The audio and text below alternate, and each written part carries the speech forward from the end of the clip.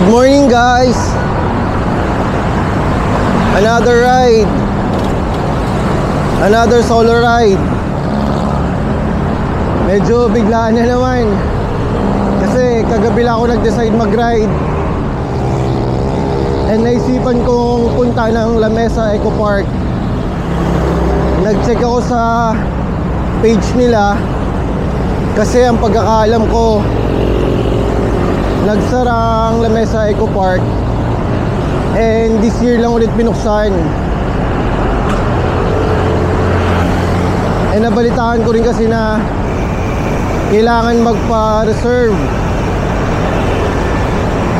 Kailangan magpa-reserve ng slot. Kailangan magpa-register online bago pumunta doon. So, upon checking, ayun, tama nga. Kailangan. At nagpa-reserve ako ng 7 AM. So, time check, it's already 6 AM. So, kakayanin naman niya makarating sa La Mesa Eco Park sa loob ng isang oras. Let's go! Ang hindi ko lang sure kung ang nagsara yung mismong La Mesa Eco Park or yung bike trail lang nila doon.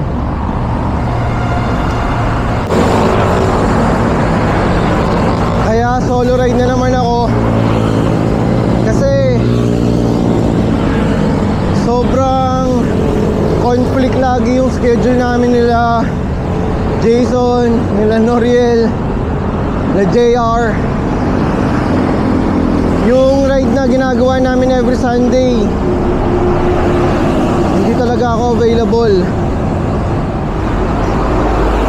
So ang ginagawa ko, kahit weekdays or Saturday, kapag nagkaroon ng chance mag-ride kahit biglaan, gagawin ko. Kasi nga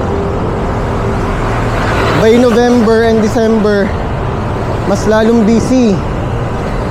Maraming events, plus may travel pa.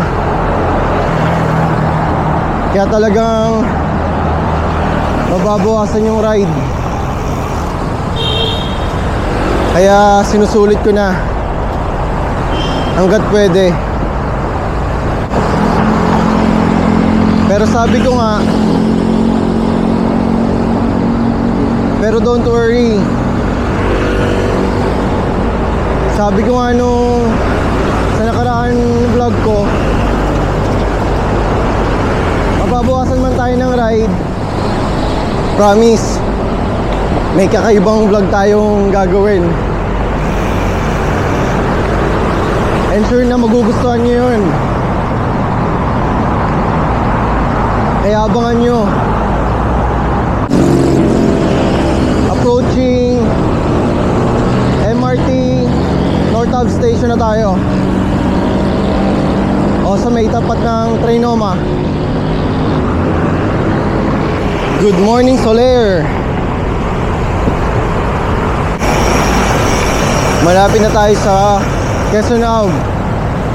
And pagdating dyan sa stoplight na yan, magle-left turn tayo papunta ng Elliptical Road. Then pasok ng Commonwealth. Ayun, dire-diretso na yun pa La Mesa Eco Park.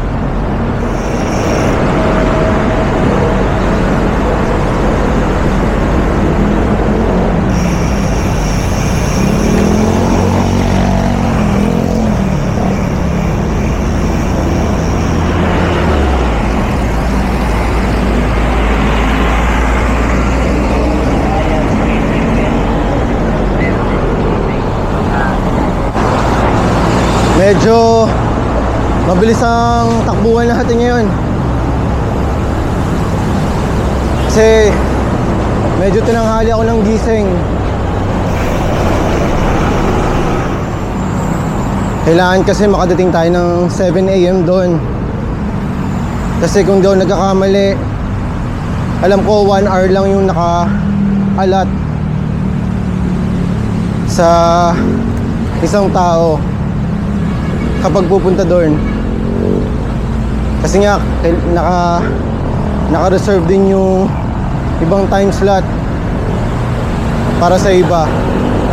So para hindi magsabay-sabay, ganun ang ginawa nila. Nandito na tayo sa elliptical road.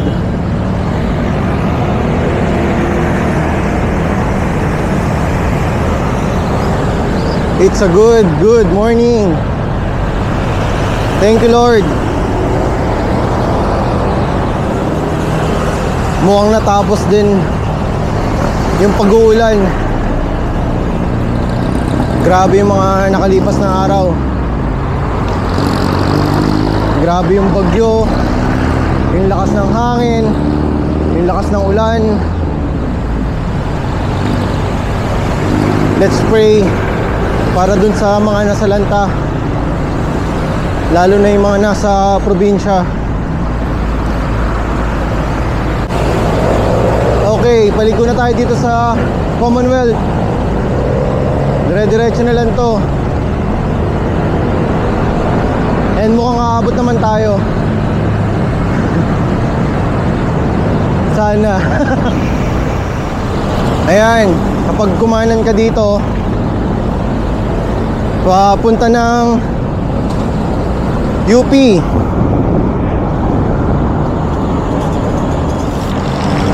Kaya almost 1 week nga din pala akong hindi nag-ride dahil nga dyan sa pag-ulan. Sobrang lakas at napakahirap lumabas at mag-bike. Ang hirap pa naman pag matagal kang nabakante, pagbalik mo sa pagbabike, ilang kilometro pa lang, pagod ka na agad. Ang tagal mag-init. Grabe. Hindi pwede. Kailangan positive. Walang mangyayari na naman kapag tinamad. Kaya tuloy lang. Lapit lang yan. Kung hindi ako nagkakamali, balikan ito simula sa bahay hanggang makabalik, more or less 32 to 35 kilometers lang. Sayang nga guys, may nakaset pa naman sana kaming Centennial ride sa Palit, but dahil nga may conflict sa kanya-kanyang sked, kaya canceled muna. Hanapan namin ng ibang araw yan, pero tutuloy namin yan. Ilang kaya matatapos tong MRT dito?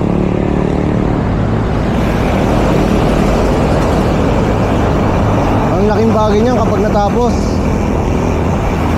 Hopefully luluwag na ang Commonwealth.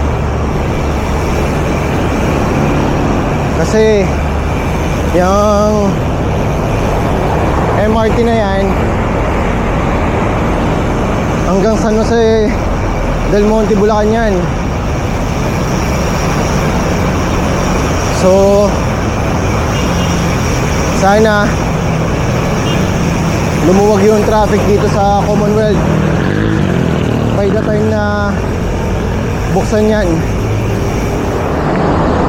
Approaching Luzon Avenue na ako. Yan yung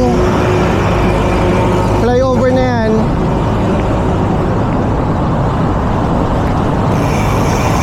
Pag kumanan ka papunta ng Katipunan ng Eastwood, kilometer. Ang luwag pa ng Commonwealth. Maaga pa kasi. Sana ganito kahit anong oras.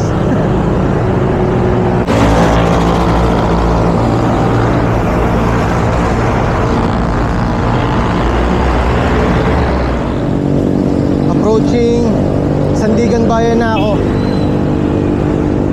Yan, kapag kumanan ka dyan papunta ng Timberland Heights, dyan napakasarap umahon.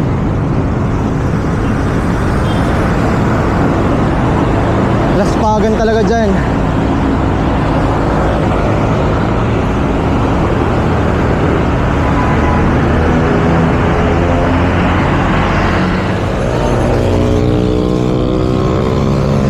Time check 6:45 AM na. Sobrang nagmamadali na ako. Though mga 4 kilometers na lang naman, nandun na ako. Kaya lang hirap nung ganito nagmamadali. Wala eh, tinanghali ng gising.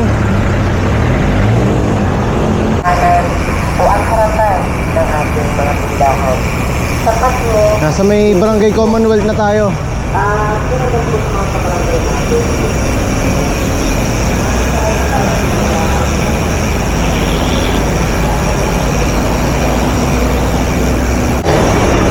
Lusong ako ngayon. Pero mamaya pag uwi ko, ahon pala ako. Pero banayad lang naman. So guys, dito tayo liliko sa Pearl Street.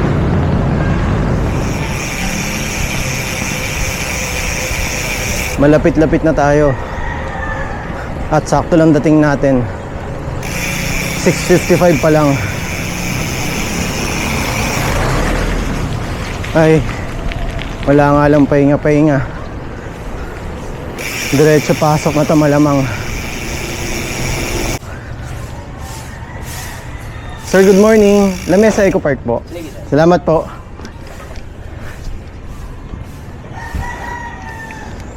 So para siyang nasa loob ng isang subdivision. Kailangan magtanong-tanong.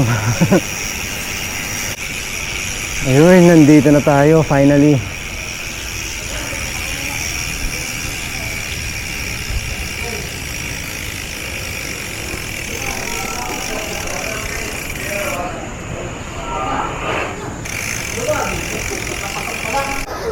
Isang nakakalungkot na balita. Sarado daw ngayon ang Lamesa Eco Park. Ang sa akin lang, okay lang naman kung may event at close sila ngayon. Pero bakit inopen nila yung registration online?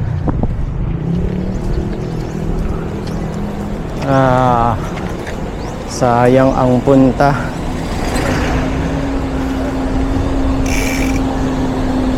Well, kasama din talaga to kapag nagra-ride ka,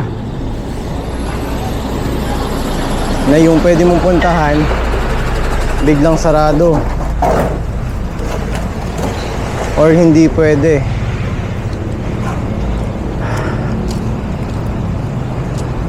Sayang lang talaga eh. Saan kaya ako pupunta ngayon? Ay, nako. Ay.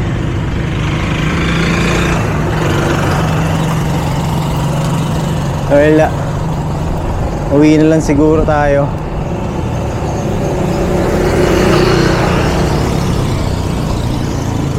Dito na lang ako dadaan sa dito sa Fairview, labas ng sa Uyu Road. Alam ko naman tong area na to kasi may bahay yung tita ko dito. So dito na tayo dumaan. chill ride na lang. Wala, ganun naman talaga eh. Kasama sa pagra-ride yung ganito. Tapos baka na lang natin yan lamesa sa Eco Park. Guys, dito ang sarap mag jogging and magbike dito kasi konti ang mga sakyan, maluwag yung daan, saka tahimik. Yung bike ko lang yung maingay ngayon.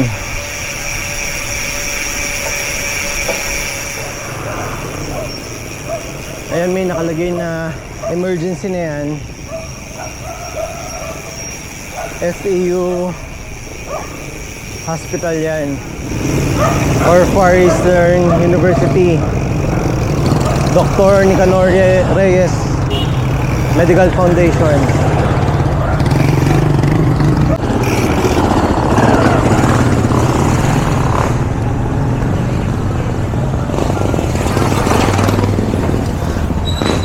Tumumba at nabali yung poste. Siguro dahil nung bagyo yan. Sobrang lakas kasi ng hangin.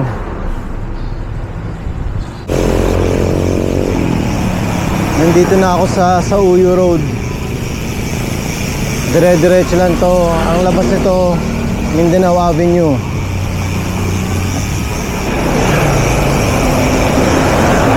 Everyday ako dumadaan dito kasi everyday ko hinahatid yung wife ko. Dahil isa sa mga tinututuran niya dito nakatira sa may Sauyo. Iniisip ko na lang, tamang exercise tong ginawa ko ngayon umaga.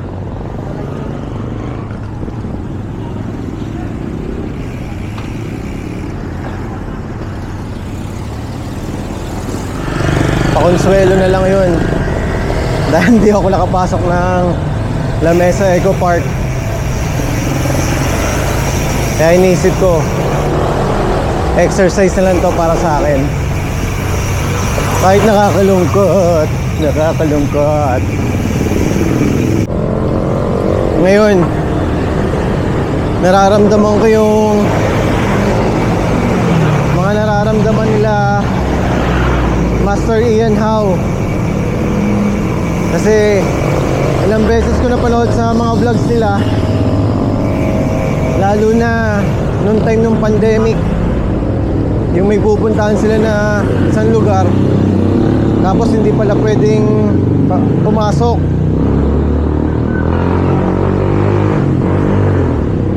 And take note, malalayo pa yung mga pinupuntahan nila nun. Probinsya pa. Kaya yung pakiramdam na hindi mo napuntahan,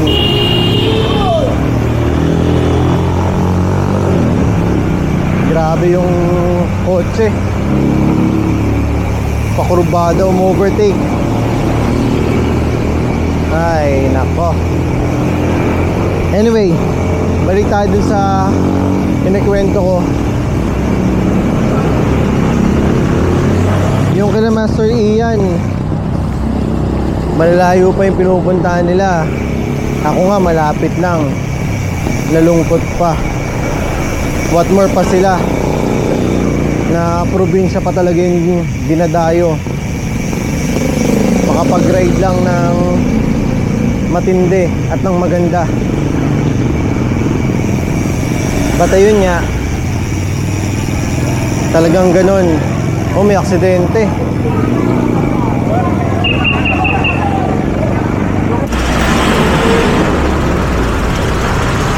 Mag-overpass tayo punta sa kabila ng Mindanao Ave kasi pabalik tayo ng Muñoz.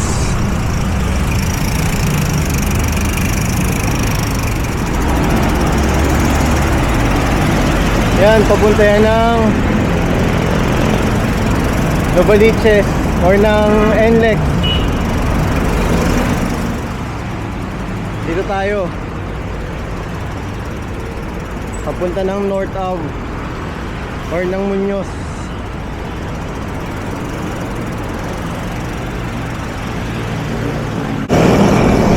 Nandito na ako ngayon sa Mindanao Avenue. Guys, dito nga rin pala matatagpuan yung sarap mag-bag shop ni Master Ian Howe. Ayun o, sa kabila.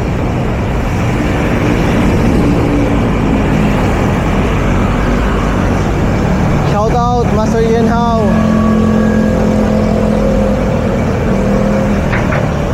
Salamat sa inspirasyon, lalo na pagdating sa pagbabike.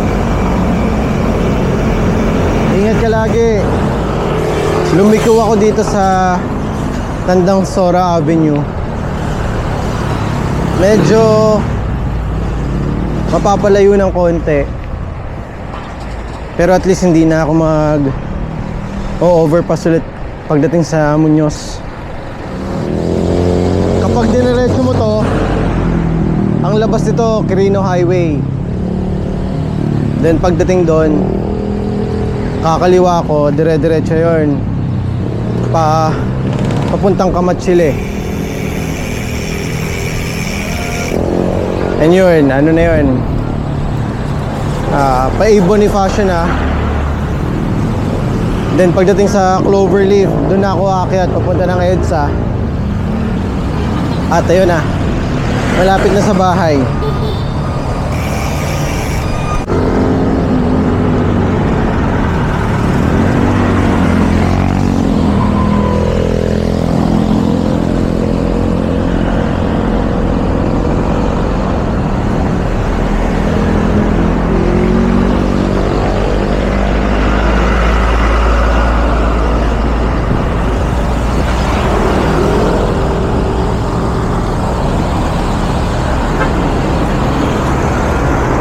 Ayan guys, papasok yan ng NLEX.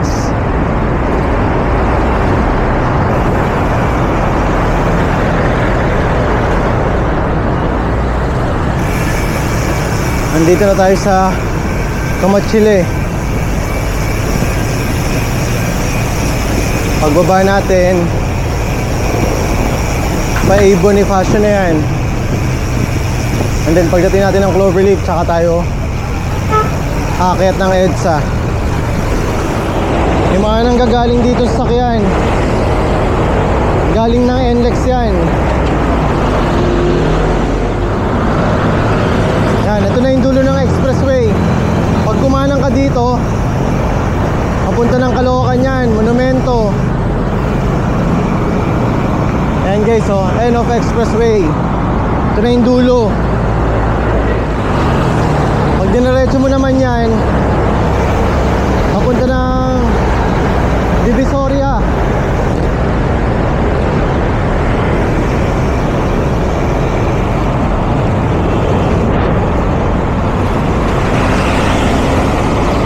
At dito tayo, paakyat ng EDSA to.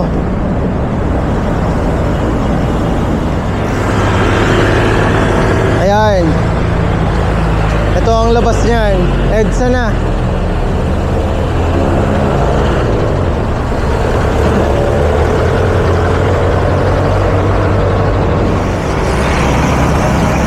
Nasa Balintawak Market na tayo.